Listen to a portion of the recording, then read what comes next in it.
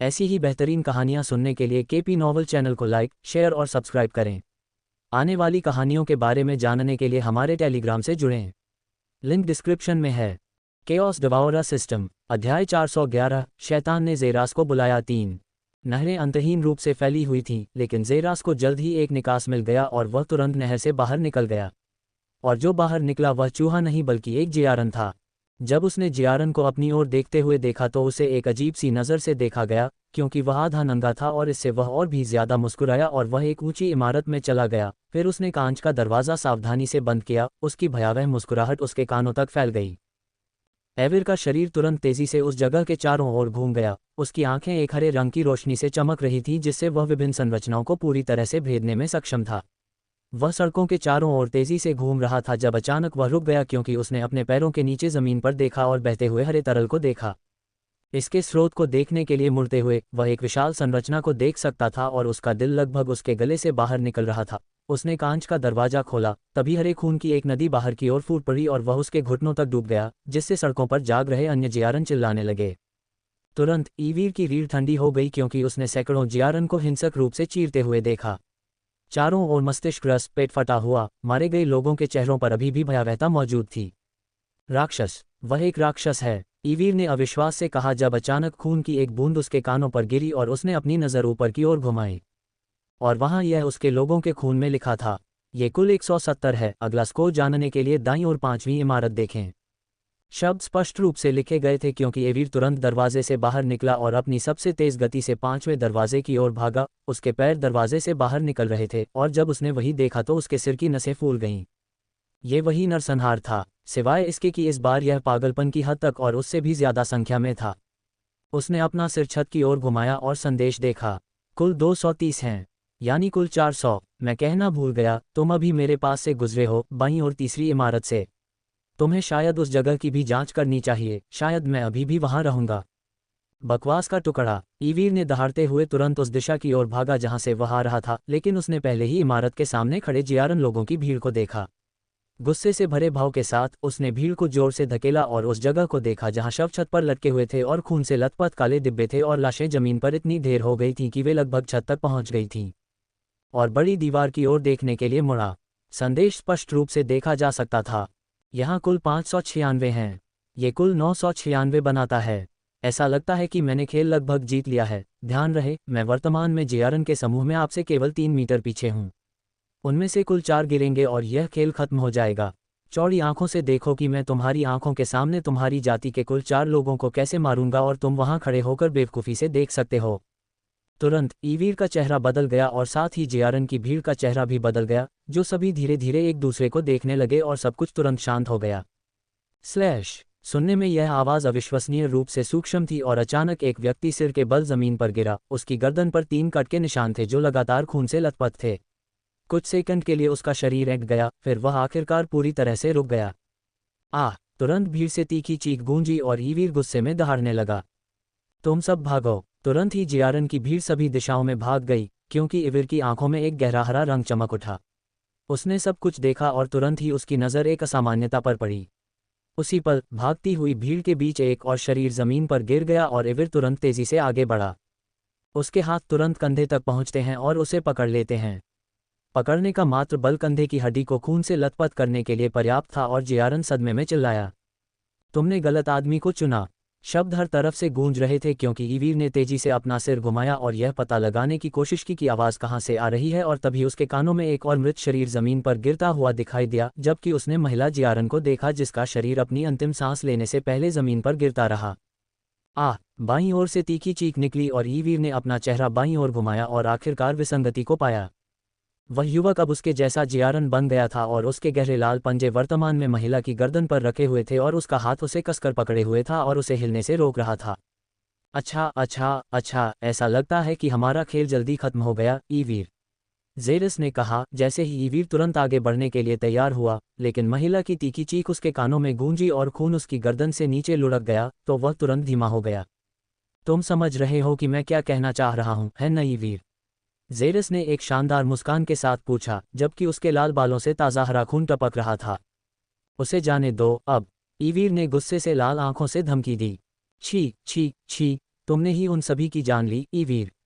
तुम गुस्से में आ गए और अंधे चूहे की तरह तुम्हें गुमराह किया गया। अगर तुम शांत हो जाते और अपनी आंखों से हर इमारत को ठीक से जांचते तो तुम तुरंत मुझे पकड़ लेते और शायद उनकी जान बचा लेते। ये तुम्हारी गलती थी कि तुमने मुझे बिना ठीक से जांचे परखे ही पकड़ लिया कि मैं कौन हूं या क्या हूं। उस एक गलती की वजह से कुल 999 लोग मारे गए। तुमने उन्हें बचाने का वादा किया था, लेकिन अब तुम विफल हो गए।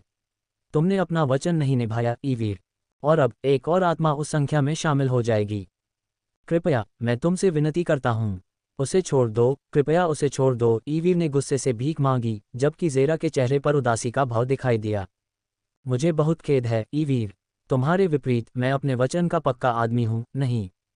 स्प्लैश। अध्याय 412, एक बड़े खतरे को पहचानना। उसकी गर्दन से खून बेरहमी से बहकर जमीन पर हरे रंग की एक खूबसूरत छींटे के रूप में फैल गया, और तुरंत ही उसके पैर लड़खड़ा गए और वह सिर के बल नीचे गिर गई। उसका सिर उसकी गर्दन से दूर लुढ़क गया और ईवीर के पैर की उंगलियों को छू गया। दहाड़। तुरंत ही ईवीर के मुंह से क्रोध, गुस्सा और पछतावे की दहाड़ निकली और वह तुरंत ज़ेरास के सामने आया और आगे की ओर मुक्का मारा। मुक्का देखते ही ज़ेरा की मुस्कुराहट गायब हो गई, क्योंकि मुट्ठी तुरंत गायब हो गई, और जो उसने देखा वह एक बेहद शक्तिशाली प्राचीन योद्धा था जो मुट्ठी मार रहा था। उसी दुनिया के अवतार की तरह पहला आगे की ओर गरजता हुआ ज़ेरास के करीब आ गया, लेकिन तुरंत ज़ेरास ने अपनी मुस्कान वापस पा ली और उसने बस अपनी गर्दन को एक तरफ कर लिया और उसे चकमा दे दिया।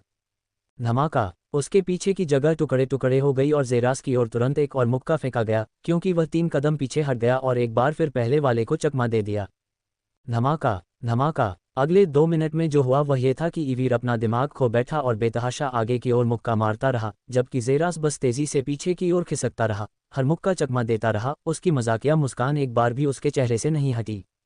छेद। हवा हिंसक रूप से छिद गई, क्योंकि ज़ेरास ने अचानक अपने चेहरे पर मुक्का मारा और तुरंत अपनी पूंछ से ईवीर की गर्दन को छेद दिया, लेकिन जियारन ने उसे अपनी मुट्ठी में पकड़ लिया।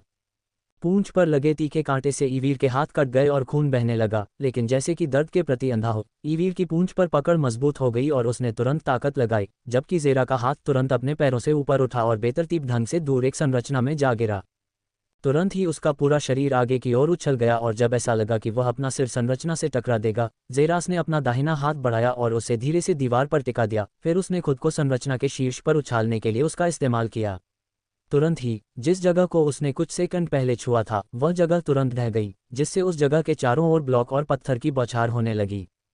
हमने साथ में जो समय बिताया वह मज़ेदार था, ईवीर। मैं तुम्हें ये बताता हूँ, ज़ेरास ने कहा और इमारत के ऊपर से ईवीर को एक खूबसूरत मुस्कान दी, जबकि उसने देखा कि जियारन ने गुस्से में अपने दांत कस लिए थे। तुम बस एक बेकार का टुकड़ा हो जो मुझसे एक एक करके नहीं लड़ सकता और बहुत कमज़ोर लोगों को मारने का सहारा ले रहा है। अगर तुम इतने मजबूत हो तो तुम मुझसे सीधे लड़ोगे। ईवीर जोर से दहाड़ा और ज़ेरास ने खुद को हंसाया। मैं एक काया और कमज़ोर व्यक्ति हूं जो एक एक करके लड़ने से इनकार करता है। ठीक है, ये बिल्कुल और पूरी तरह से सही है। अब क्या तुम संतुष्ट हो? कमीने, बाद में मिलते हैं, ईवीर। और सावधान रहना, क्योंकि मैं शायद वह कृंतक हो सकता हूं जिस पर तुमने लगभग कदम रखा था, या वह बूढ़ा आदमी जिसका तुमने अभिवादन किया था, या वह हॉट लड़की जिसके साथ तुम सोना चाहते हो। और शैतान जानता है कि जब मैं तुम्हारे इतने करीब आ जाता हूं तो मैं किस तरह का काया हो सकता हूं। हे, ईवीर के कानों में शैतानी हंसी गूंजी जब उसने उसे गायब होते देखा। और तुरंत ज़ेरास चला गया। केवल ईवीर अकेला जमीन पर खाली खड़ा रह गया, 2 लोगों की लाशों के साथ और लोगों की लाशों से भरे ढांचे से हरे रंग का खून बह रहा था। लानत है, लानत है, ईवीर जोर से चिल्लाया और तुरंत उसका फ़ोन, एक आयताकार कांच का उपकरण, बज उठा जैसे ही उसने अपने हाथ जेब में डाले और कॉल उठाया। बस ईवीर, तुम्हारे साथ क्या हो रहा है? हमें उस नरसंहार की खबर और फुटेज मिली है जिसके बारे में कहा गया था कि वह तुम्हारे सेक्टर में हुआ था। कृपया मुझे बताएं कि यह झूठ है, क्योंकि उच्च अधिकारियों ने आपके लिए अनुरोध किया है। क्रश। तुरंत ही त्रिकोणीय उपकरण को टुकड़ों में कुचल दिया गया और हिंसक रूप से जमीन पर फेंक दिया गया, जबकि ईवीर के माथे से पसीना टपक रहा था। उसकी आंखें हरे से पूरी तरह लाल हो गई थीं, लेकिन उसने इस भावना को दबा दिया और तुरंत विपरीत दिशा की ओर बढ़ गया। जैसा कि ज़ेरास ने कहा था, वह मदरशिप के इस सेक्टर का प्रभारी था, और अब जब उसकी बटालियन के 1000 लोग मर चुके थे, वह बहुत ही मुश्किल में था। लेकिन जिस मुश्किल में वह अभी फंसा था, उससे भी ज्यादा भयावह वह था जो उसके दिमाग में चल रहा था। कुछ मिनट पहले हुई तबाही की भयावहता, सिर्फ वही जानता था कि वह किस खौफ से गुजरा था। और अपनी बटालियन के हजारों लोगों के मरने की बात तो भूल ही जाए, वह अच्छी तरह जानता था कि अगर ठीक से ध्यान न दिया गया तो ये सब लोगों की जान ले सकता है। उच्च अधिकारियों को जल्द से जल्द इस बारे में पता होना चाहिए। अगर उसे लंबे समय तक बिना रोक टोक के छोड़ दिया गया तो वह सिरदर्द बन जाएगा, उसने जोर से सोचा और तुरंत अपनी गति और भी बढ़ा दी। एक औसत दिखने वाली संरचना में एक युवा जियारियन गेट के सामने खड़ा देखा जा सकता था और खुद से एक खुशनुमा धुन बजाते हुए उसने एक कार्ड उठाया और गेट पर मौजूद कार पास डिवाइस पर स्वाइप किया। तुरंत संरचना से एक प्रकाश किरण निकली जो उसके पूरे शरीर को स्कैन कर रही थी, और जल्द ही किरण वापस आ गई क्योंकि गेट खुल गया और आदमी अंदर चला गया। गेट उसके पीछे धमाके के साथ बंद हो गया। संरचना के दरवाजे की ओर बढ़ते हुए उसने अपने हाथ गेट पर रखे और उसने एक बीप की आवाज़ की ओर खुल गया और युवक उसमें से चला गया। तुरंत दरवाजा बंद हो गया और एक अजीब घटना घटी क्योंकि युवक अचानक हरे शल्क वाले जियारन से एक सुंदर सफ़ेद बालों वाले इंसान में बदल गया और सोफे पर बैठ गया, जोर से सांस छोड़ते हुए, जिसके परिणामस्वरूप उसके मुंह से हरे रंग के साथ मिश्रित एक सफ़ेद धुआं निकला। ज़ेरास ने अपनी आंखें बंद कर लीं और कुछ समय के लिए चुप रहने के लिए अपना सिर कुर्सी की सीट पर टिका दिया। अपनी आंखें खोलते हुए उसने मेज़ के ऊपर देखा और उसने मेज़ पर आधे इस्तेमाल किए गए सिगार के पैकेट को देखा और उसे जलाने से पहले उसने एक को हटा दिया। जोर से कश लेते हुए सिगरेट एक चमकदार लाल रोशनी में जल उठी और एक ही घूंट में जलकर राख हो गई और ज़ेरास ने अपने दिल पर भारी पड़ने वाली सभी भावनाओं के साथ धुआं भी छोड़ दिया। सिस्टम इंटरफेस सक्रिय करें। अध्याय 413 लेवल अप। बधाई हो, होस्ट ने कुल 300 पीक कॉस्मिक रैंक स्टेज जियारन को मार दिया है। इनाम जोल 300,000 EXP। बधाई हो, होस्ट ने कॉस्मिक और उल्का रैंक वाले कुल 1000 जियारन को मार दिया है। इनाम 500,000 EXP। System interface. नाम ज़ेरिस सेलेस्ट्रिया। जाति Cass Devora. Class abyssal omni chaotic. स्तर 20। HP 600 1000। EXP 8001000। क्या होस्ट लेवल अप करना चाहता है? हाँ, ज़ेरिस ने उत्तर दिया। बधाई हो, होस्ट लेवल 21 तक पहुंच गया है। जोड़ 20 विशेषता अंक। कुल EXP 7002500। बधाई हो, होस्ट लेवल 22 तक पहुंच गया है। जोड़ 20 विशेषता अंक प्राप्त हुए। कुल EXP 45040। बधाई हो, होस्ट लेवल 23 तक पहुंच गया है। जोड़ 20 विशेषता अंक प्राप्त हुए। कुल EXP 5005500। विशेषताएं: ताकत 400, चपलता 400, धारणा 400, बुद्धिमत्ता 100, आकर्षण 100। विशेषता अंक 60। होस्ट अपने गुण बिंदु को कैसे वितरित करना चाहेगा? बुद्धिमत्ता में 50 अंक और आकर्षण में 10 अंक जोड़ें। ज़ेरास ने आदेश दिया और अगले सेकंड में उसका सिर सोफे पर पीछे की ओर झटका लगा और उसके हाथ पंजे में बदल गए जिन्हें ज़ेरास ने सोफे पर कसकर पकड़ लिया और फोम को फाड़ दिया। ठंड। यह अविश्वसनीय रूप से ठंडा था, जैसे कि किसी ने दुनिया का सबसे ठंडा हाइड्रोजन पेरोक्साइड उसके मस्तिष्क पर रख दिया हो। लेकिन यह एहसास केवल 1 मिनट के लिए था और अगले सेकंड में बेटा गायब हो गया। बधाई हो, अंक सफलतापूर्वक आवंटित किए गए। विशेषताएं: शक्ति 400, चपलता 400, धारणा 400, बुद्धि 150, आकर्षण 110। विशेषताएं अंक 0। बुद्धि में वृद्धि एक सुधार था जिसे ज़ेरास ने तुरंत महसूस किया क्योंकि उसने महसूस किया कि उसके दिमाग में चल रहे उग्र विचार तुरंत ही शांत हो गए और वह एक बार फिर से ठीक से सोचने में सक्षम हो गया। मुझे विश्वास नहीं हो रहा है कि मैंने कुल 1300 लोगों की जान ले ली। ज़ेरास ने अपनी हथेलियों को देखते हुए सोचा। उसकी भौहों में हल्का सा झुर्रियां थीं। वह अच्छी तरह जानता था कि उसने जिन लोगों को अभी अभी मारा है वे दुश्मन हैं, एक आक्रमणकारी जाति जो उसकी दुनिया को नरक बनाने और उसे पीड़ा में डुबोने के अलावा कुछ नहीं चाहती। लेकिन ज़ेरास के लिए चिंताजनक बात यह थी कि उसने उन्हें कितनी आसानी से मार डाला। यहाँ तक कि पीक कॉस्मिक रैंक स्टेज भी उसके इस लाल स्केल वाले पंजे के एक वार से तुरंत ही टूटकर बिखर जाएगी। ऐसा लग रहा था जैसे उसके पंजे में कोई कानून हो, विनाश का कानून। और उसने उन्हें मार भी दिया था। उसके चेहरे पर एक मुस्कान थी। ये पहली बार था जब उसने एक साथ इतने सारे लोगों को मारा था, फिर भी उसका दिल बिल्कुल भी नहीं धड़का। ऐसा लग रहा था जैसे उसने जो मारा वो बस उसके कमरे में खेल रही कुछ चींटियां थीं। कुछ खास नहीं, लेकिन शायद उससे भी कम। इसमें कोई शक नहीं कि विकास का असर है। मैं अब इंसान नहीं रहा और इसीलिए उनके मारने के मूल्य अब मुझ पर लागू नहीं होते। ज़ेरास ने समस्या की जड़ को समझते हुए सोचा, अगर यह एक आदर्श बन जाएगा तो मुझे वाकई अपनी बुद्धिमत्ता बढ़ानी होगी, ये समझने की कि कब रुकना है और कब शुरू करना है।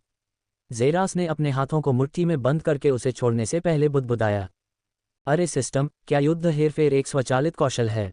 ज़ेरास ने अचानक भौहें उठाकर पूछा। हाँ, ये है। कोई आश्चर्य नहीं, खान ने खुद से सोचा। जब उसने जेल में मौजूद अन्य मनुष्यों के पिंजरों को खोला था तो वे सभी जेल के गार्डों के कारण मर चुके थे। उसे बहुत ज़्यादा ऊर्जा आवंटित की गई थी, साथ ही उसे युद्ध हेरफेर का उपयोग करने की सूचना भी दी गई थी, भले ही उसने पहले कभी इसके सक्रियण का अनुरोध नहीं किया था। तो मुझे बस किसी तरह का संघर्ष शुरू करना है। पहले मैंने मनुष्यों को उनके पिंजरे से खोलकर जेल के गार्डों और मनुष्यों के बीच संघर्ष शुरू किया था। इससे संघर्ष हुआ और मुझे उससे ऊर्जा मिली।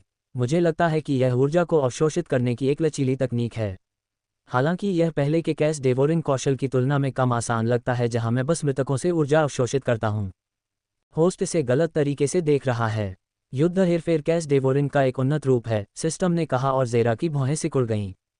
आगे बढ़ो। युद्ध हेरफेर अराजकता भक्षण का एक उन्नत रूप है, क्योंकि यह अनिवार्य रूप से उस शरीर से ऊर्जा भी देता है जो आपके द्वारा शुरू किए गए संघर्ष के कारण मर जाता है, और इससे भी बेहतर यह है कि यदि मेजबान जातियों के बीच एक अंतर्गृहीय युद्ध शुरू करने में सक्षम था, तब मेजबान लगातार अधिक ऊर्जा को अवशोषित कर सकता है, क्योंकि शरीर युद्ध के मैदान में गिरते हैं और मेजबान को कुछ भी करने की आवश्यकता नहीं होती है। और यह प्रक्रिया तब तक होती रहेगी जब तक युद्ध चलता रहेगा। ये दिलचस्प है। इसके अलावा युद्ध हेरफेर अभी अपने सबसे निचले स्तर पर है। जैसे जैसे मेजबान इसे उच्च और उच्चतर रैंक करता है, अधिक से अधिक सुविधाएं अनलॉक होती जाएंगी और मेजबान युद्ध हेरफेर कौशल की शक्ति का एहसास करना शुरू कर देगा। सिस्टम ने घोषणा की और उसने समझ में सिर हिलाया। अब उसे समझ में आ गया कि युद्ध हेरफेर कैसे काम करता है। मुझे यह एहसास होने लगा है, ऐसा एहसास जैसे कोई मुझे देख रहा है, जैसे कि मेरे पास ज़्यादा समय नहीं है, ज़ेरास ने खुद से सोचा और उसने अपनी छाती पकड़ ली। यह एक अजीब एहसास था जो उसने अपने विकास के बाद अपनी आंखें खोलने पर महसूस किया था, हालांकि थोड़ा सा। लेकिन अब वह महसूस कर सकता था कि जैसे जैसे सेकंड बीतते जा रहे थे, यह एहसास उसके अंदर घुसता जा रहा था। लेकिन यह एहसास बहुत अस्पष्ट भी था, मृग तृष्णा की तरह दिखाई देना और गायब हो जाना। उसे यह एक भ्रम जैसा लगता है। होस्ट की भावनाएं सच्ची हैं।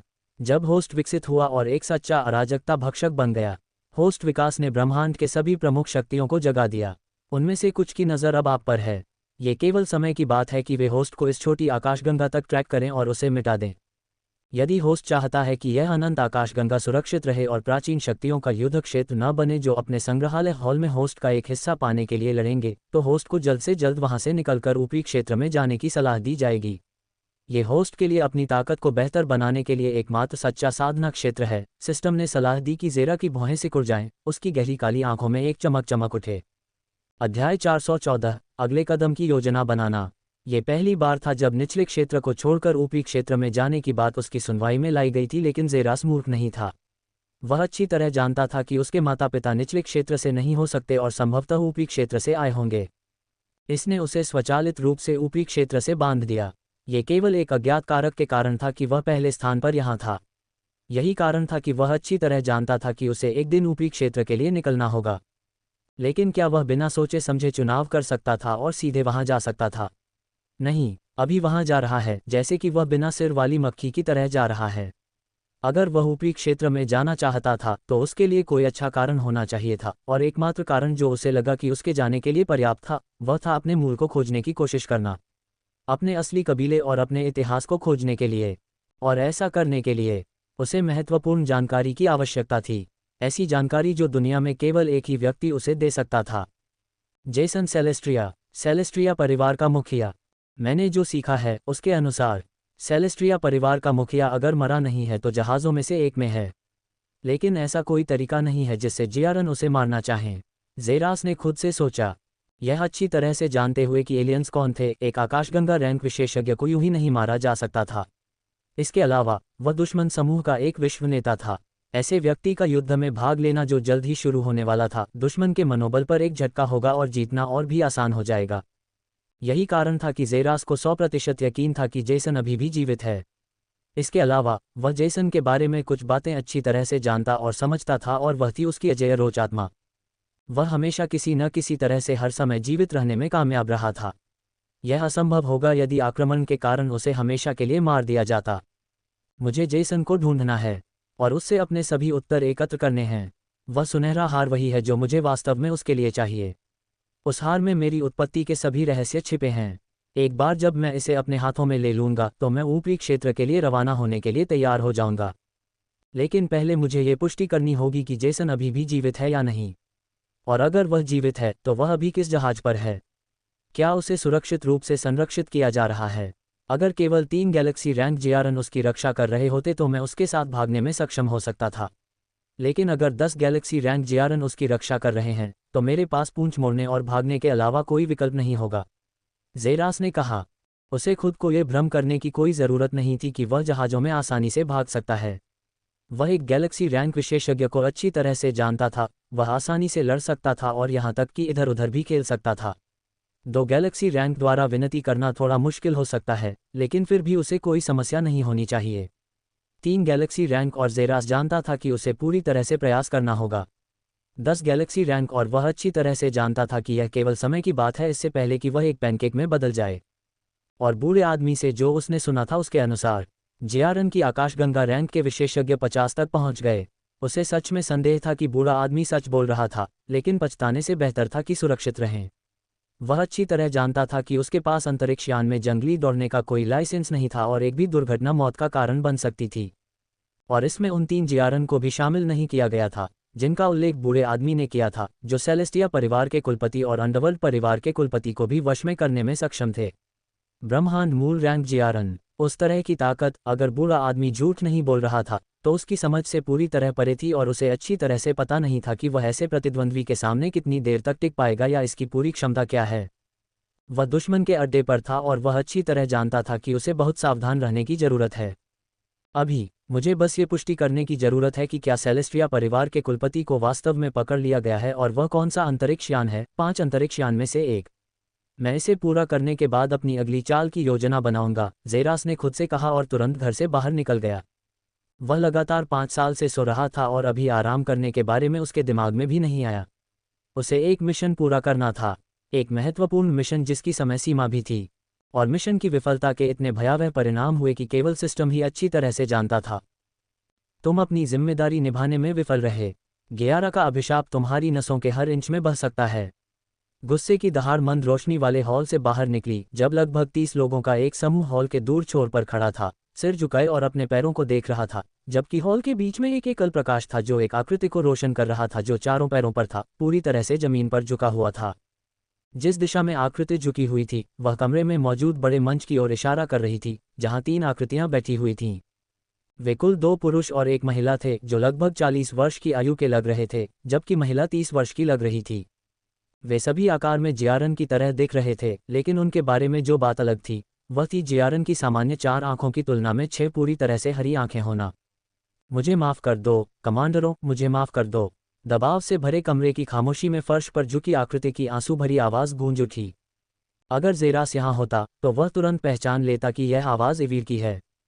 आह, ये वाकई दुखद है, इवीर।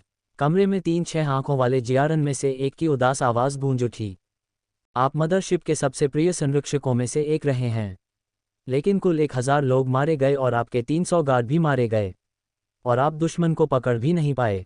यह अपराध ही तुरंत फांसी के लिए काफ़ी है। अध्याय 415, बड़े खतरे के बारे में सीखना। पूरा क्षेत्र सन्नाटे में डूबा हुआ था, कमरे में सिर्फ दबी हुई सिसकियों की आवाज़ें थीं। ये जियारन के नियमों का सख्त होना था। हर जियारन के पास अपने अंतिम संरक्षक होते हैं जो उनकी सुरक्षा के लिए जिम्मेदार होंगे। यही कारण था कि अंतरिक्ष यान के प्रत्येक क्षेत्र के संरक्षक बहुत महत्वपूर्ण व्यक्ति थे, क्योंकि उन्हें दुनिया की सबसे भारी जिम्मेदारियों में से एक द्वारा निर्देशित किया गया था, अपनी जाति की रक्षा करना। ये काम प्रतिष्ठित और लाभदायक होने के साथ साथ बहुत जोखिम भरा भी है।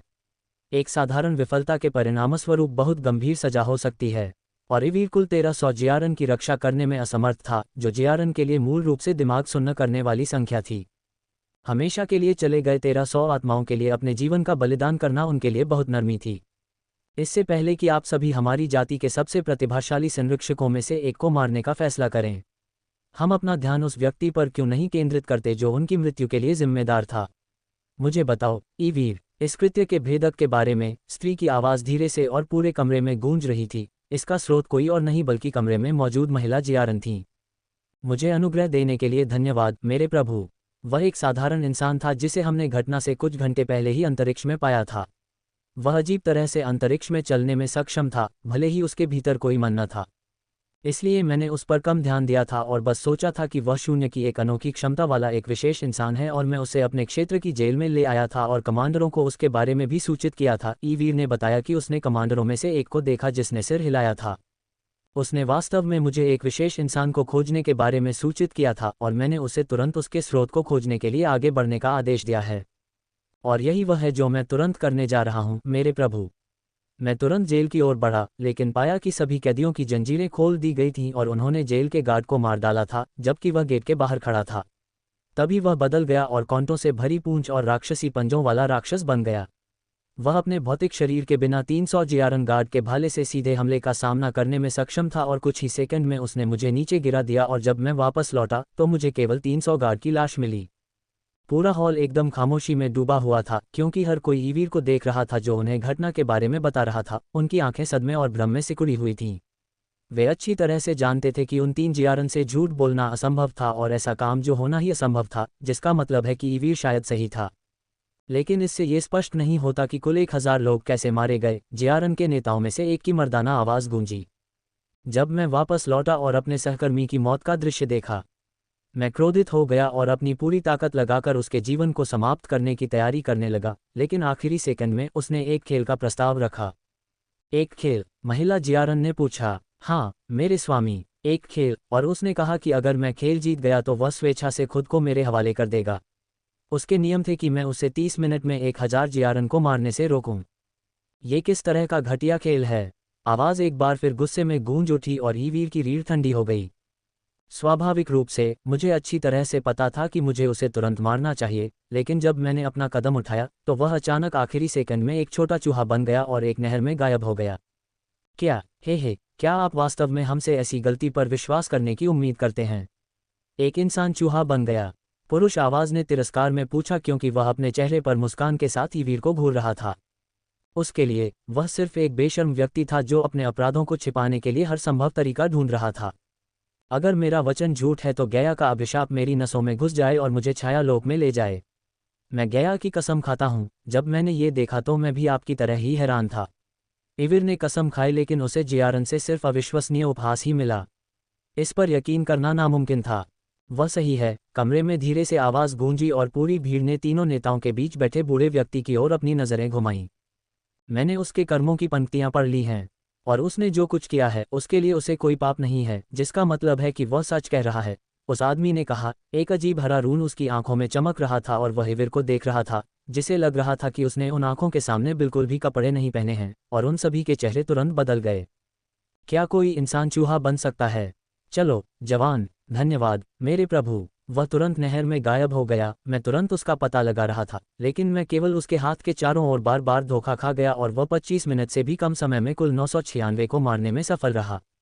जब वह 996 की गिनती में पहुंचा तो उसने मुझे बताया कि वह मेरे पीछे जियारन के समूह में से था और वह उनमें से 4 को साफ साफ मार देगा। मैंने उन्हें सभी दिशाओं में गायब होने के लिए कहकर अपनी पूरी कोशिश की थी, लेकिन ये सब बेकार था। वह 3 लोगों को मारने में सक्षम था बिना मुझे देखे, और जिस आखिरी व्यक्ति को उसने मारा उसे मैं देख पाया। वह चूहे से जियारन में बदल गया था और उन सभी को मारने में सक्षम था। और आखिरी व्यक्ति एक महिला जियारन, जब मैंने उससे बहुत विनती की और धमकी दी तब भी उसने उसे मार डाला।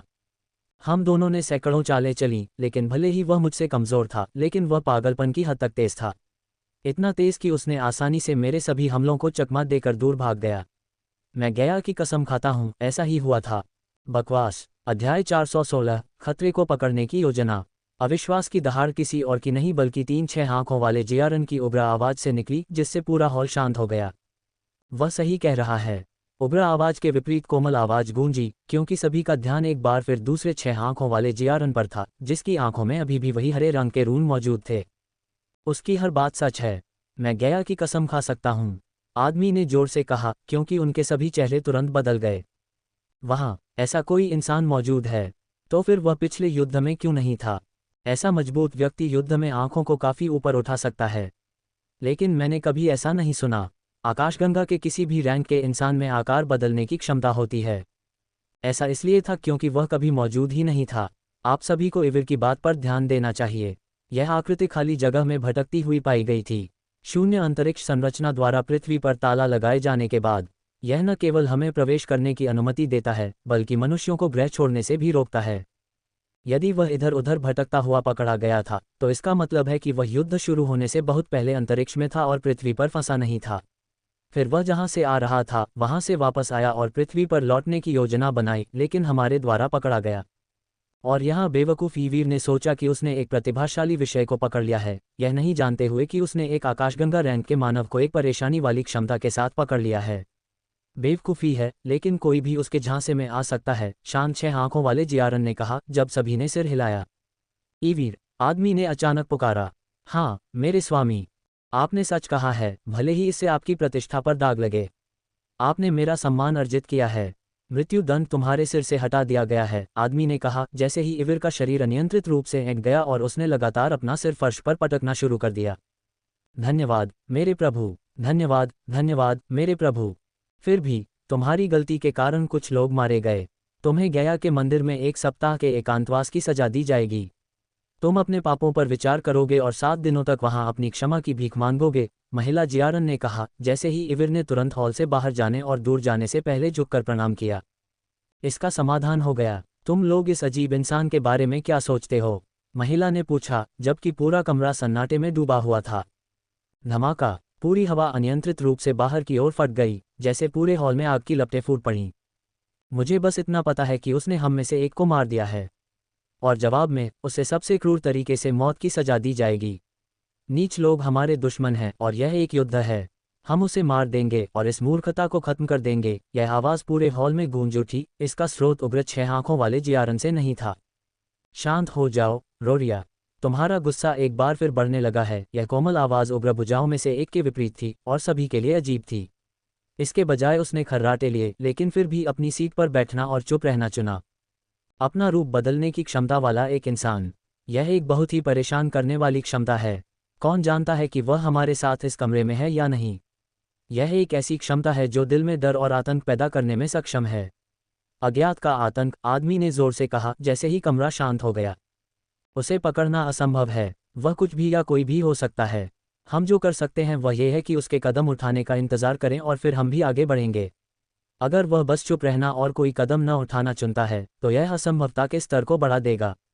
यह एक बड़ा खतरा है जिसका हम सामना कर रहे हैं, आदमी ने कहा और सभी की आंखें सिकुड़ गईं। अब जहां उन्हें धीरे धीरे एहसास हो रहा है कि वे किस तरह के आतंक का सामना करने लगे हैं। चूंकि युद्ध शुरू होने पर वह वहां नहीं था, ये कहना सुरक्षित है कि वह युद्ध के बारे में ज्यादा नहीं जानता। लेकिन उसने कुछ समय जेल में भी बिताया था जहां युद्ध में मौजूद मानव बंदी रखे गए थे। उन्हें रिहा करने और हमारे लोगों को मारने से ये कहना सुरक्षित है कि वह कम से कम एक सैनिक के रूप में बहुत कुछ जानता है जिसने युद्ध में भाग लिया था और उसने एक पक्ष चुना था। ये बिल्कुल वैसा ही है जैसा रोरिया ने कहा था। वह वास्तव में हमारा दुश्मन है। हम उसके लोगों के खिलाफ उसकी पीठ नहीं मोड़ सकते और उसे हमारे साथ काम करने के लिए धोखा नहीं दे सकते। लेकिन उसे मारना बेकार होगा।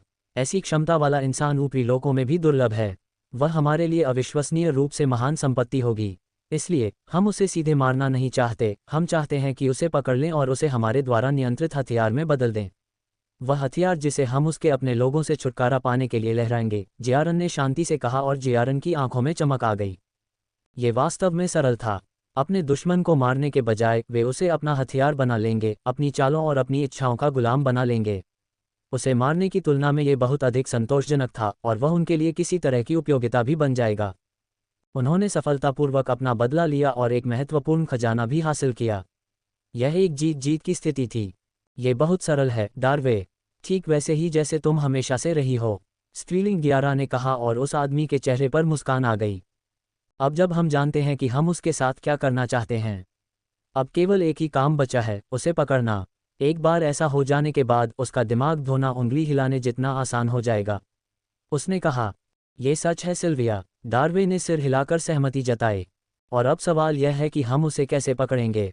डार्वे ने पूछा और सभी ने पूछा, लेकिन जल्द ही यह टूट गया। इसे मुझ पर छोड़ दो। रोरिया की आवाज़ पूरे स्थान पर गूंज उठी और सभी ने चौंककर अपना ध्यान उसकी ओर लगाया।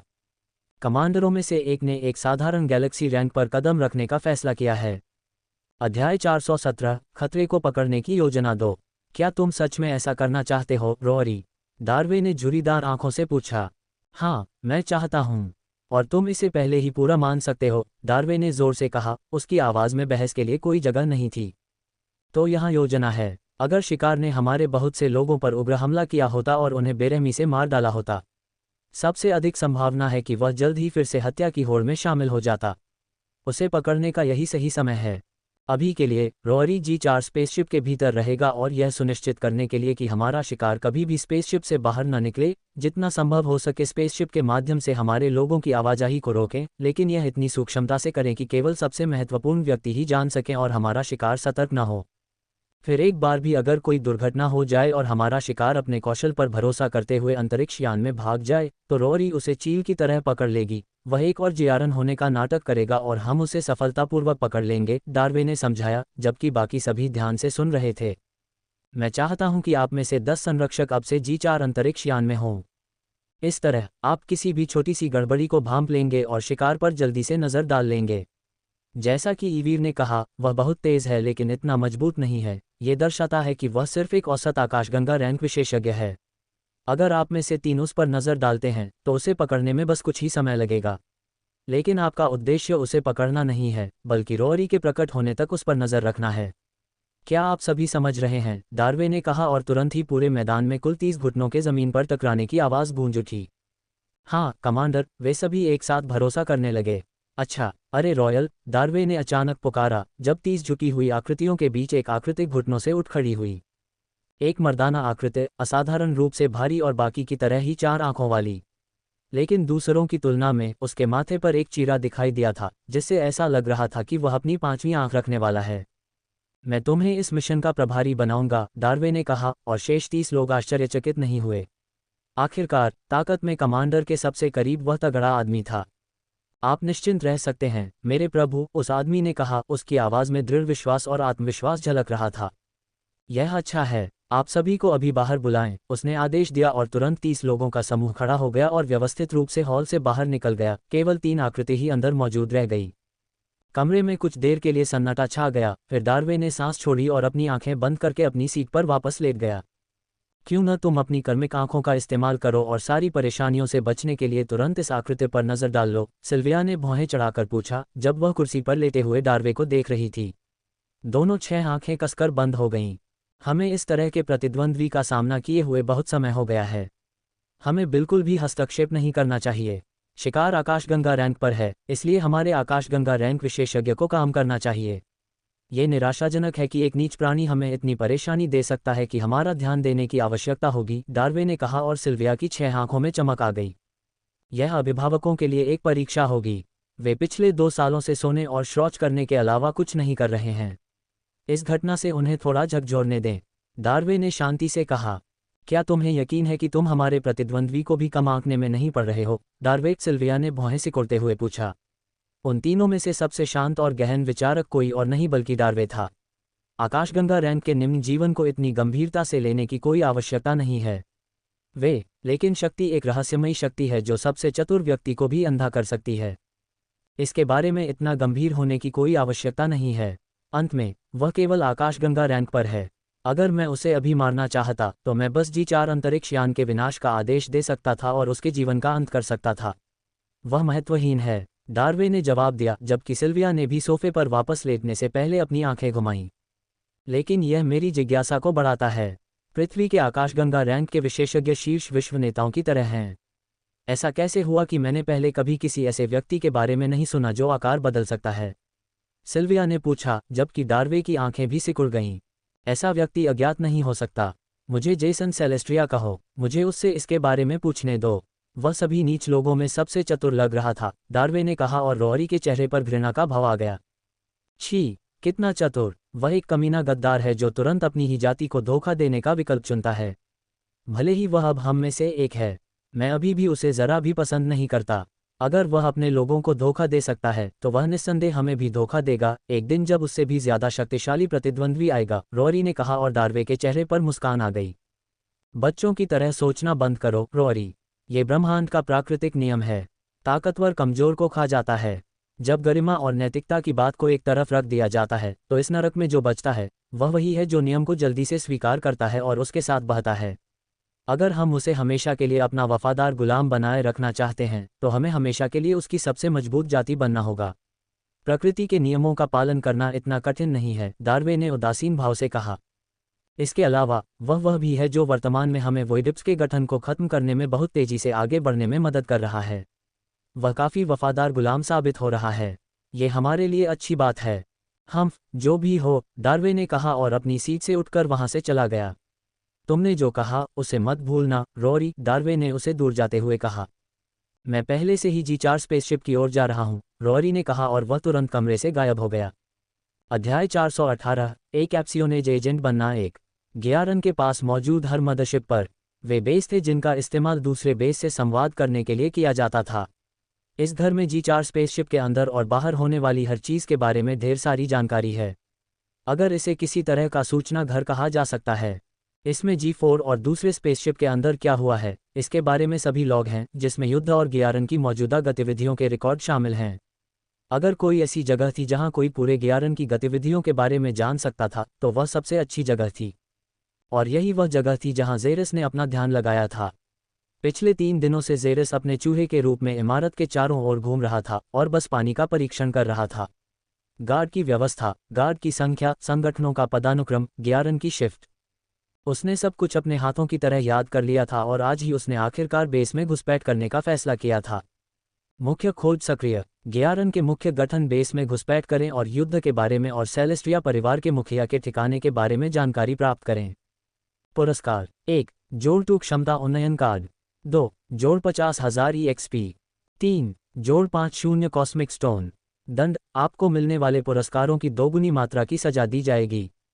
जीरा की आंखों के ठीक सामने सुनहरा अधिसूचना पैनल दिखाई दिया और वह भौहें चढ़ाने से खुद को रोक नहीं सका। अरे सिस्टम, अनुचित सजा क्यों है? जीरा ने भौहें सिकोड़ते हुए पूछा। पुरस्कार से दोगुनी कड़ी सजा दिए जाने पर निष्पक्ष शब्द को आखिरी चीज माना जाएगा। खोज, पुरस्कार और सजा मेरे नियंत्रण से बाहर हैं। मुझे बस इतना पता है कि अगर इनाम तुम्हारे लिए काफ़ी है तो इस तरह की सज़ा से शायद तुम्हारी जान चली जाएगी। सिस्टम ने जवाब दिया और जेरास ने अपनी आंखें और भी सिकोड़ लीं। मैं खोज में विफल नहीं होऊंगा, उसने सोचा और तुरंत वह उस भोजनालय से उठ खड़ा हुआ जहां वह था और उन लोगों के समूह का पीछा किया जो अभी अभी भोजनालय से उतरे थे और बाहर निकलने की ओर बढ़ गए। कुल 3 पुरुष और 1 महिला थे। सभी ने आधिकारिक सफ़ेद हरे रंग का सूट पहना हुआ था जो सामान्य से ज़्यादा लैब के कपड़े जैसा लग रहा था। तुम लोग सीधे, मुझे जल्दी से पेशाब करने दो, जियारन में से एक ने कहा और दूसरे जियारन के चेहरे पर मुस्कान आ गई। ठीक है, लेकिन ज़्यादा समय मत लो, डोरोथी। तुम जानती हो कि मिसेज मोलियर कितनी गंदी हो सकती हैं, है ना? समूह में मौजूद महिला ने जोर से कहा और डोरदी नाम की महिला ने एक व्यंग्यात्मक टिप्पणी की। हम्फ, जैसे वह अपनी मोटी गांड से पेशाब नहीं करती। डोरोथी ने मजाक उड़ाया। उसका चेहरा गुलाबी हो गया और अन्य 2 जियारन नर हंसे और उस जगह से बाहर चले गए। समूह को पता नहीं था कि जेरस एक टेबल पर बैठा था और बस अपनी कॉफ़ी पी रहा था और तुरंत डोरोथी शौचालय की ओर चली गई। जेरस तुरंत उसके पीछे गया और दोनों कौवों की नज़रों से ओझल हो गए। जैसे ही डोरोथी शौचालय में घुसी और दरवाज़ा बंद कर दिया, उसे पता नहीं था कि छोटा कॉकरोच उसके पीछे पीछे अपनी पतलून पर चढ़कर अंदर आ गया था। खटखटाहट। दरवाजे के तुरंत एक संतोषजनक खटखटाहट हुई। जेरस फर्श पर उतर गया और तुरंत वह वापस जियारन में बदल गया। उछाल, धमाका। जैसे कि डोरोथी की पीठ के पीछे आंखें थीं, जियारन ने तुरंत आगे की ओर मुक्का मारा। अविश्वसनीय गति से जेरस के बाल उड़ गए, लेकिन मुठियां हवा के अलावा कुछ नहीं लगीं और डोरोथी के घुटने पर एक शक्तिशाली बल लगा। क्रंच। ये घुटने की हड्डी के टुकड़े टुकड़े होने की आवाज़ थी, क्योंकि जेरास ने अपनी पूरी ताकत से उस आदमी के पैर पर लात मारी जिससे उसकी घुटने की हड्डियां चकनाचूर हो गईं। आह! दर्द की चीख कभी पूरी नहीं हुई क्योंकि एक घुटना डोरथी के फैले हुए चेहरे पर सिर से टकराया जिससे वह आदमी टॉयलेट के दूसरी तरफ उड़ गया। उसका शरीर सबसे नज़दीक मौजूद कांच को तोड़ता हुआ ज़मीन पर धंस गया। तुरंत जेरास ने अपना उठा हुआ घुटना नीचे रखा और उस आदमी की ओर बढ़ा और उसके कपड़े उतारने लगा। 3 मिनट बाद हॉल में 2 आदमी मौजूद दिखाई दे रहे थे।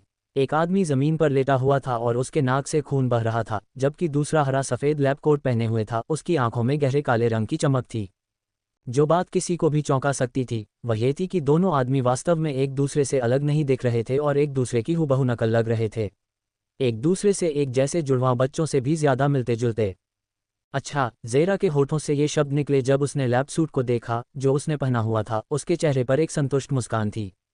अब कोई भी वास्तव में उसके और डोरोथी के बीच अंतर नहीं बता पाएगा और वह उस आदमी का रूप धारण करके बेस में सफलतापूर्वक घुसपैठ करने में सक्षम होगा। अब मैं तुम्हारे साथ क्या करूं? खान ने उस आदमी को देखते हुए सोचा जो ज़मीन पर फैला हुआ था। सबसे सुरक्षित बात यह थी कि उसे सीधे मार दिया जाए। इस तरह वह आदमी के जागने पर गधे में काटे जाने से नहीं डरेगा। लेकिन वह ये भी जानता है कि उसे खाने के शौचालय के अंदर मारना एक बहुत बड़ी गलती होगी, क्योंकि कोई भी शौचालय में घुस सकता है और उस युवक को ढूंढ सकता है, जिससे तुरंत सुरक्षाकर्मी उसके लिए संगठन पर हमला कर देंगे। जेरस ये सुनिश्चित करना चाहता था कि वह पीछे कोई निशान न छोड़े और जियारन को यह न पता चले कि वह जेसन सेलेस्ट्राई के पीछे है। इसलिए उसने और भी सुरक्षित रास्ता अपनाने का फैसला किया। खांसी खांसी। जेरस के उसके स्तर पर झुकने पर उस आदमी से खांसने की आवाज़ सुनी जा सकती थी। बिल्कुल सही समय की बात। एलियन के कान को पकड़कर उसने तुरंत एक तकनीक को सक्रिय करने से पहले उसकी आंखों में गहरी नज़र डाली। अराजक मन को सक्रिय करो, जेरास ने आदेश दिया, क्योंकि उसकी बाईं आंख में एक काला घूमता हुआ भंवर दिखाई दिया, जिसका इस्तेमाल वह डोरोथी को घूरने के लिए करता था, और अगले ही सेकंड में वही भंवर उस आदमी की आंखों में दिखाई दिया। अगले ही सेकंड में एक सुनहरा अधिसूचना पैनल दिखाई दिया, जो जेरास को मुस्कुराने के लिए पर्याप्त था। अध्याय 419 एप्सियोनेज एजेंट बनना 2। होस्ट ने अराजक दिमाग को सक्रिय कर दिया है। लक्ष्य की इच्छाशक्ति का उपयोग किया जा रहा है। लक्ष्य की इच्छाशक्ति होस्ट की इच्छाशक्ति से 3 गुना कम है। होस्ट ने सफलतापूर्वक प्रतिद्वंद्वी के दिमाग पर कब्जा कर लिया है। होस्ट अब अपना आदेश जारी कर सकता है। दिलचस्प, जेरास ने उस आदमी की आंखों में देखते हुए खुद से सोचा। और सिस्टम की तरह ही उसे ऐसा लग रहा था कि अब उसके पास 2 दिमाग हैं। अगले 3 दिनों तक सो जाओ और भूल जाओ कि तुम मुझसे कभी मिले भी थे, जेरास ने आदेश दिया, क्योंकि वह सिस्टम नोटिफिकेशन पैनल को देख रहा था जो उसकी नज़र के सामने दिखाई दिया। आदेश शुरू हो गया है। आदेश को लक्ष्य के दिमाग में बलपूर्वक डाला गया है। बधाई हो, आपने सफलतापूर्वक कैश माइंड का उपयोग किया है। गुप्त मिशन पूरा हुआ। कैश माइंड का सफलतापूर्वक उपयोग करें। पुरस्कार, एक नया सांख्यिकी गुण जागृत हुआ है, इच्छा शक्ति। इच्छा शक्ति, इससे मुझे इस क्षमता का उपयोग करने में सक्षम होना चाहिए। मैं बाद में इसकी जांच करूंगा, जेरास ने कहा, और उसने उस आदमी का सिर जमीन पर गिरा दिया और शौचालय से बाहर निकल गया। क्लम्प। दरवाज़ा बंद हो गया था और जेरास ने दरवाजे की घुंडी पर ताकत लगाई और उसे अपनी प्रयोगशाला की जेब में रखने से पहले बलपूर्वक खींच लिया। अब जब वह दरवाज़ा बंद हो गया था और दरवाजे की घुंडी मुड़ गई थी, ये सुनिश्चित करेगा कि कोई भी शौचालय का उपयोग न करे, और जब तक वे इसे ठीक करने के लिए आते तब तक वह अपने मिशन से बहुत पहले ही बाहर निकल चुका होता। तुरंत वह रेस्तरां के निकास से बाहर निकल गया और ठीक सामने स्थित बड़े संगठन की ओर बढ़ गया। अपने चेहरे पर एक आलसी भाव के साथ, संगठन के बाहर हर दर्रे पर गार्डों के समूह द्वारा रोके जाने के बावजूद वह आसानी से मुख्य संगठन में प्रवेश कर गया। बहुत आसान, नींबू निचोड़ने जैसा, जेरास ने अपने मन में सोचा और घूमते हुए गिलासों को खोला और दरवाजे में प्रवेश किया। उसके बाद जो उसका सामना हुआ वह एक बड़ा हॉल था, जिसमें जियारन की भीड़ घूम रही थी, जो उसी तरह के कपड़े पहने हुए थे। एक सेकंड और इंतजार किए बिना उसने समूह में वापस लौटने की कोशिश नहीं की और बस सीढ़ी की ओर बढ़ गया और जल्दी से ऊपर चढ़ गया। अजीब बात यह है कि जियारन के पास लिफ्ट नहीं है और वे अभी भी आम सीढ़ियों का उपयोग करते हैं। दूसरी सीढ़ी, तीसरी सीढ़ी, चौथी सीढ़ी चढ़ते हुए वह गार्डों की भीड़ के बीच से चला और वह जल्दी से 5वीं सीढ़ी पर पहुंच गया, लेकिन इस बार जियारन ने अपने हाथ आगे बढ़ाकर उसे रोक दिया। तुरंत जेरास भी अपने पैरों पर खड़ा हो गया। आपका कार्ड प्लीज़, उन्होंने पूछा, और तुरंत उसने कार्ड निकाला और उन्हें दे दिया। आपकी कार केवल एक अथॉरिटी लेवल 4 कार्ड है। ये 5वां लेवल है, आप इसे एक्सेस नहीं कर सकते, गार्ड ने कहा, और उसने अपना कार्ड वापस उसकी ओर फेंका और जेरा ने उसे पकड़ लिया, लेकिन फिर घबराई हुई हंसी। मैं वास्तव में 4थी मंजिल पर जा रहा हूँ, लेकिन लगता है कि मुझमें बहुत ज़्यादा ऊर्जा है और मैं 5वीं सीढ़ी तक पहुँच गया हूँ। मार्गदर्शन के लिए धन्यवाद भाइयों। जेरास जोर से हंसा और उसने बार बार झुककर प्रणाम किया। इसकी चिंता मत करो, गार्ड ने जवाब दिया, क्योंकि उन्होंने उसे जल्दी से नीचे की ओर गायब होते देखा, वापस 4थी मंजिल पर। बहुत ज़्यादा जिंदा दिल है ना, 2 गार्डों में से एक ने कहा और दूसरे ने मजाक में कहा। छी बेवकूफ़, उसने जवाब दिया, इससे पहले कि वे अपने पिछले मामले पर चर्चा करना जारी रखें। जेरास सीढ़ियों से नीचे चला गया, उसकी आंखें चिंता में सिकुड़ी हुई थीं। पिछले 3 दिनों की अपनी जांच से वह बता सकता था कि सबसे गोपनीय जानकारी 5वीं मंजिल पर ही रखी गई थी। वह वही जगह थी जहां उसे चाहिए था, लेकिन उसे पास होने के लिए 5वां प्राधिकरण स्तर चाहिए था। मुझे 5वां स्तर पास करने की ज़रूरत है, उसने खुद से सोचा, और तुरंत सीढ़ियों से नीचे उतरा और उस जगह पर एक आराम करने वाली मेज पर चला गया। अराजकता की आंखों को सक्रिय करें। जेरास ने अपनी सांस के नीचे बड़बड़ाया और तुरंत उसकी बाईं आंख में एक अजीब सा काला बिंदु दिखाई दिया, क्योंकि पूरा क्षेत्र अचानक चमक उठा और उसकी दृष्टि सामान्य से लगभग 3 गुना बढ़ गई। तुरंत उसने सबके गले में पहने कार्डों को स्कैन करना शुरू कर दिया। उनमें से अधिकांश 4थे स्तर के थे, जैसा कि कहानी में बताया गया था, लेकिन जेरास ने फिर भी स्कैन करना जारी रखा, हर उस व्यक्ति पर नज़र रखी जो अंदर आता जाता था। कुछ देर खाली बैठने के बाद जेरास को आखिरकार एक व्यक्ति मिला जिसने 5वीं कक्षा का अधिकार कार्ड पहना हुआ था और कार्ड पर 5 शब्द लिखा हुआ था। आखिरकार जेरास ने मन ही मन सोचा, लेकिन वह आश्चर्यचकित रह गया जब मोटी विदेशी महिला अचानक उसकी ओर चलने लगी। उसके पीछे 2 लोग थे और वे कोई और नहीं बल्कि डोरोथी के पीछे पीछे रेस्तरां में आए 3 लोगों में से 2 थे। मुझे मत बताओ, जेरास ने थूक निगलते हुए कहा और जैसा कि उसे डर था, महिला उसके सामने आकर खड़ी हो गई, उसकी उग्र आंखें जो उसे छेदना चाहती थीं। उसके पीछे देखते हुए वह उसके पीछे 2 पुरुषों को देख सकता था जो अपने दांत कसकर भींच रहे थे और उसे ऐसा भाव दे रहे थे जो कह रहा था, बकवास। तुरंत जेरास अपनी सीट से उछल पड़ा और धीरे से झुककर बोला, आप कैसी हैं, मिसेज सोलिरा? जेरास ने पूछा। उसकी गर्दन से पसीना टपक रहा था। वह अच्छी तरह जानता था, अब बस एक ही हरकत और वह फंस गया। वह डोरोथी नहीं था, इसलिए उसे नहीं पता था कि वह महिला कौन थी, लेकिन पहले से ही संयम में जो भाव प्रकट हुए थे उससे लगता था कि वे मिसेज सोलिरा नामक एक महिला के बारे में मजाक कर रहे थे, जिसके बारे में उसने अनुमान लगाया कि वह उनकी गंदी बॉस थी और उस महिला को देख रही थी। वह एक साइको बॉस की परिभाषा थी, इसलिए उसने तय किया था कि वह वही है, और उसने उसे 4थी मंजिल पर बैठे और कुछ नहीं करते हुए पकड़ लिया। खुद को डोरोथी के जूतों में रखकर जेरास अच्छी तरह जानता था कि वह फंस गया है। मैं कैसी हूँ, इसका तुम्हारे काम से क्या लेना देना है, तुम्हारा बेकार का कचरा। ऐसा लग रहा था मानो वे उसके गले में बड़े स्पीकर लगा दिए गए हों और जेरा की भौहें बार बार कांप रही थीं। अब मुझे समझ आया कि वे तुम्हें गंवार क्यों कहते हैं। अध्याय 420, गड़बड़। मुझे खेद है, सर, जेरास ने जवाब दिया, जब श्रीमती सोलिरा की आंखें और भी ज्यादा लाल हो गईं और उनके पीछे खड़े 2 पुरुषों की आंखें लगभग बाहर निकल आईं। सर, क्या उनके सामने खड़े घटिया आदमी ने उन्हें सिर्फ एक आदमी कहा था? वैसे भी, श्रीमती सोलिरा, आप आज वाकई अलग दिख रही हैं। जेरास ने कहा कि उसकी आंखें नकली सदमे और आश्चर्य में चमक रही थीं। ओह, अलग, किस तरह से? श्री सोलिरा ने आश्चर्य से पूछा। उनकी आवाज़ जेरास को यह भ्रम दे रही थी कि अब उनके सिर में एक नया दिल आ गया है। आप आज बहुत अच्छी दिख रही हैं, ज़्यादा स्मार्टली ड्रेस्ड, ज़्यादा आधिकारिक दिख रही हैं, पहले से कहीं ज़्यादा जीवंत। मुझे यकीन है कि हर कोई एक अच्छा सुधार देख सकता है। क्या ये सही नहीं है, हर कोई? जेरास ने हॉल में मौजूद जियारन की ओर देखते हुए कहा, क्योंकि उन सभी ने तुरंत संकेत को समझ लिया था और तुरंत ही मी सोलिरा को कमरे में सिर्फ चापलूसी के शब्द ही सुनाई दे रहे थे। अगले 3 मिनट तक जेरास भी लगातार सिर हिला रहा था।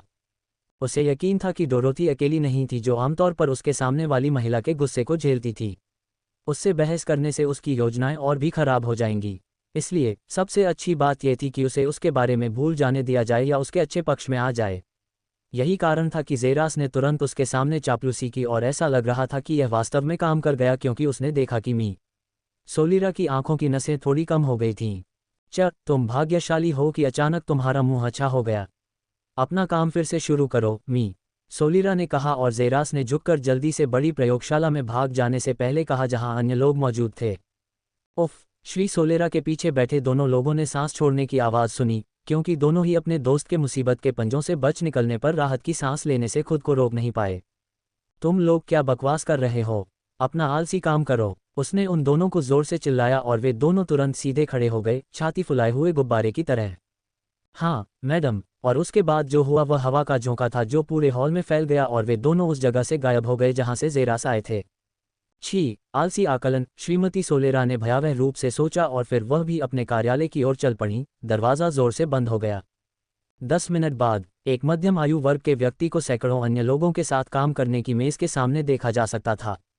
कीबोर्ड पर तीव्र टाइपिंग की आवाज़ कमरों में गूंज रही थी और आईटी विशेषज्ञों की तकनीक अपने लैपटॉप पर जितनी तेज़ी से काम कर सकती थी, कर रही थी।